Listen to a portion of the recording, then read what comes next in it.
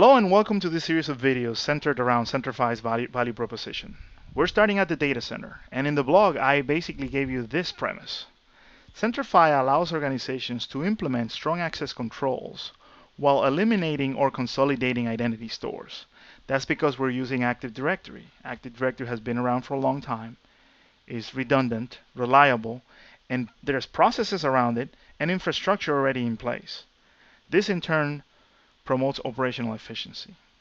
In this demo, we're going to focus around how Centrify can help organizations implement those strong access controls. And remember, these systems can be out in the cloud or on-premise. The first thing is platform support.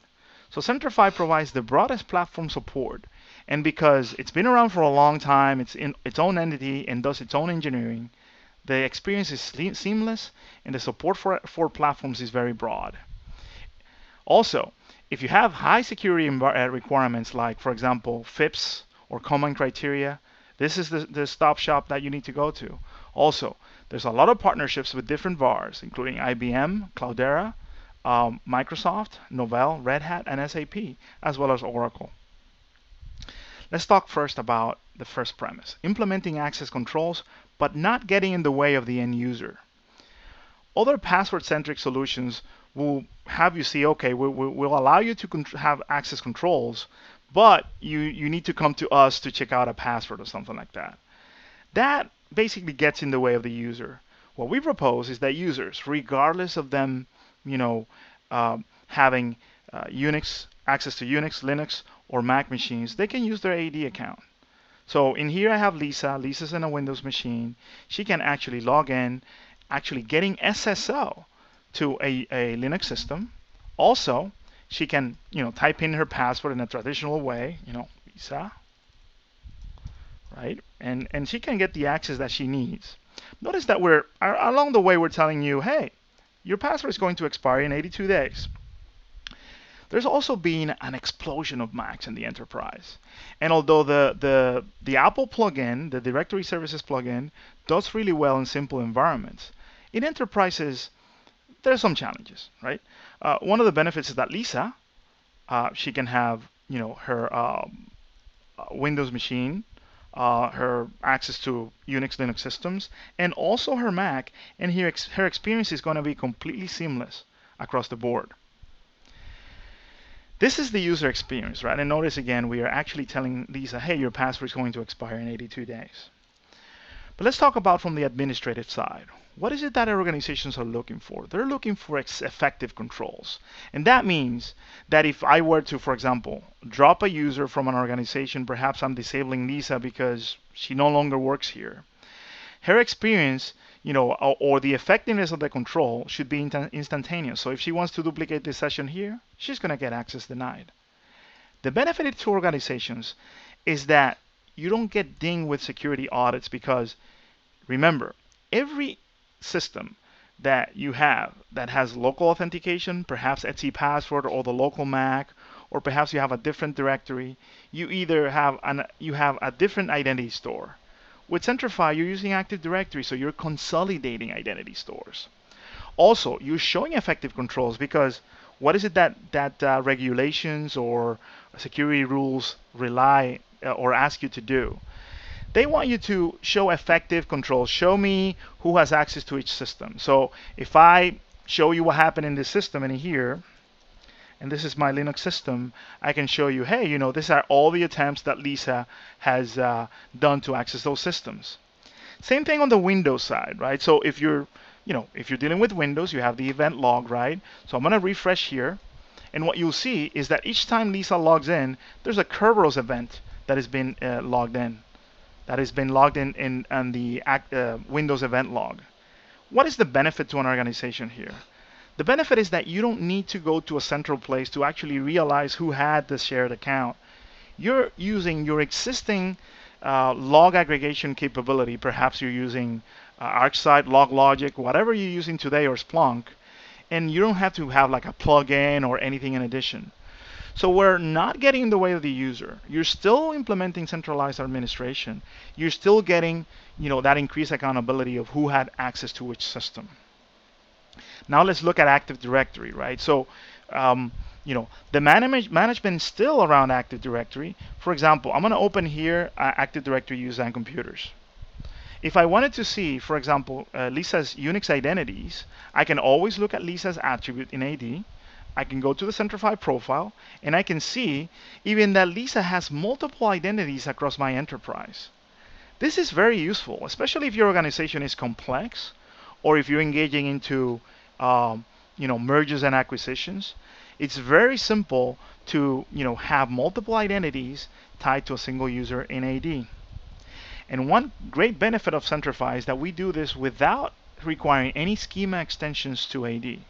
We're using the RFC 2307 schema that has been implemented for years in Active Directory. Also, the management of systems, and notice right here, when a system joins Active Directory with Centrify's technology, and we're going to have a video to talk about that, those systems look just like Windows systems. Notice in here that I have a CentOS 6 machine. If I look at it, I can see, hey, it's running CentOS 6.6. I also, in my diagram here, I have an Ubuntu machine that has never joined. The process of joining is as simple as you would think from a Windows perspective. You need to provide a privileged user, and B, a person that can elevate and join a machine in AD. Notice in here that I'm using sudo, so I need to put the sudo password, right? And I have to provide the credential of somebody in AD that can join machines. All these steps can be automated, because what a lot of our customers are also telling us is that you guys are doing stuff in the cloud. You're doing private cloud. That means elasticity. So Centrify provides tons of tools that allow you to get that scriptability, so you can use your chef, Prophet, all your recipes that you're using for elasticity today.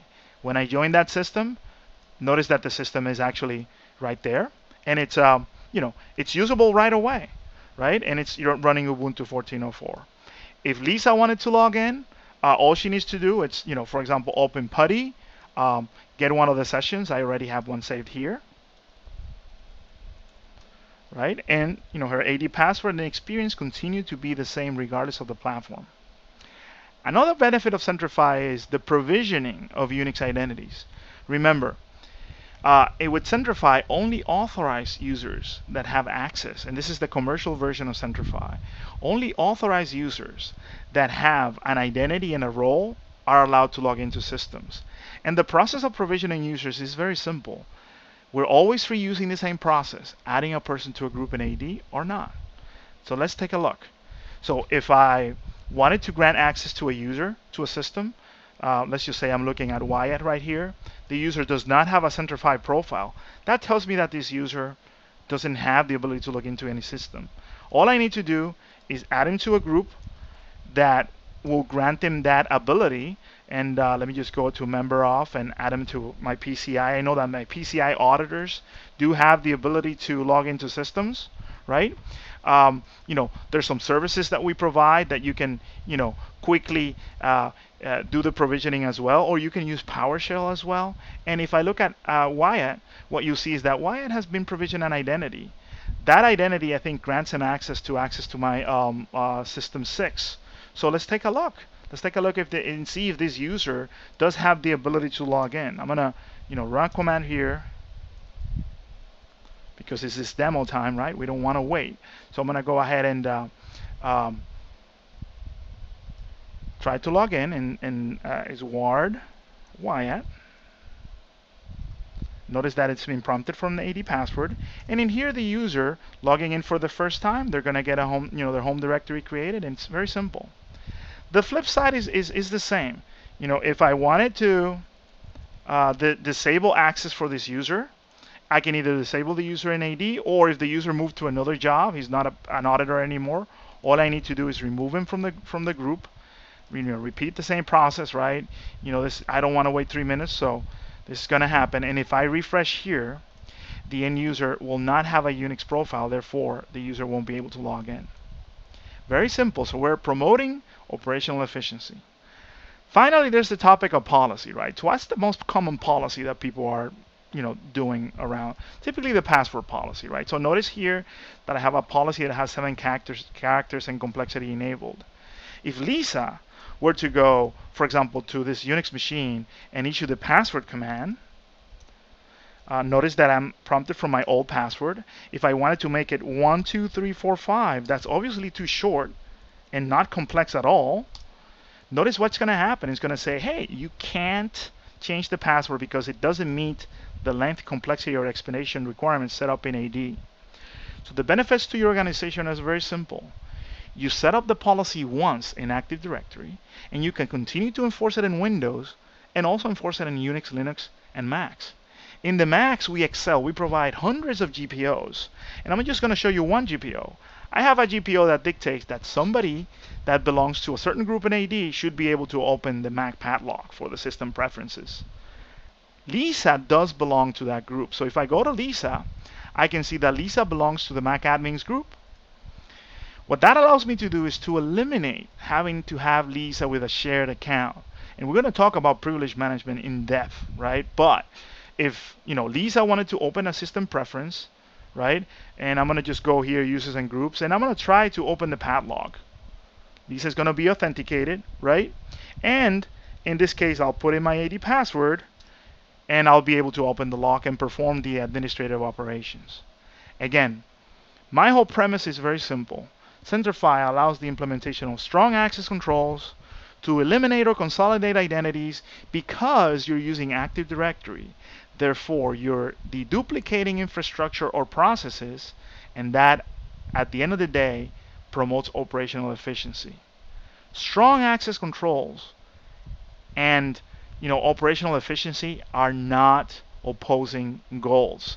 There's no need to go crazy with point solutions. And I stick to that story, and I'm going to let Centrify customers basically be the ones that provide the feedback.